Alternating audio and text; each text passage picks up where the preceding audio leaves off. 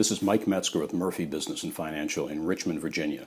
Today I'd like to just touch on the topic of how inventory is handled during the sale of a business. Let's start with pricing.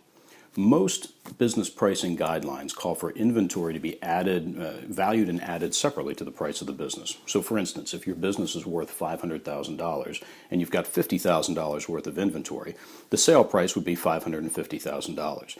So unlike most fixed assets that are not necessarily valued separately, inventory is added to the price of the business in most cases. There are some exceptions. Now, with that in mind, it's critical that inventory be valued properly up front when pricing the business. That means you have to remove obsolete and old inventory because buyers aren't going to pay for garbage. Now, in the due diligence period, you can be sure that the buyers will dig into the inventory to make sure that the actual value is on par with the stated value of the inventory. In some cases, with larger businesses that carry a lot of inventory, the buyer may even hire an independent third-party appraiser to come in and determine the value of the inventory, and again, making sure it's within that stated range. Now, most asset purchase agreements will stipulate that the buyer will pay X amount for the inventory as stated or as estimated by the seller.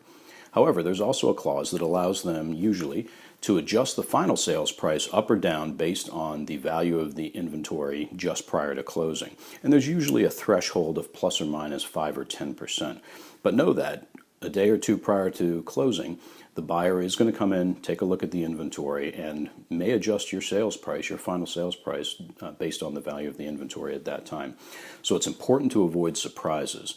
Buyers hate to be surprised by sudden inventory fluctuations, and sellers don't want to be surprised by a decrease in the price that they'll get for the business at the closing table. So it's important to manage inventory during that due diligence process.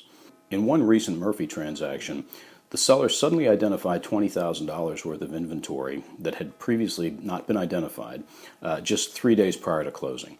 Now, needless to say, the buyer was not excited about this, nor was he willing to pay for that additional inventory, and the deal almost fell apart at the 11th hour. Fortunately, we were able to work out a viable solution and we closed on time. But the point is, avoid surprises, make sure that you're clear about your inventory and your inventory value right up until the closing date. Now, inventory management and handling of inventory during a business sale is just one of the critical issues that sellers need to understand when selling their business. Here at Murphy Business and Financial, we have the experience and the expertise to help guide you through these issues to make the process as seamless as possible. If you're thinking about selling your business, please feel free to give us a call for a free, confidential consultation. Thank you.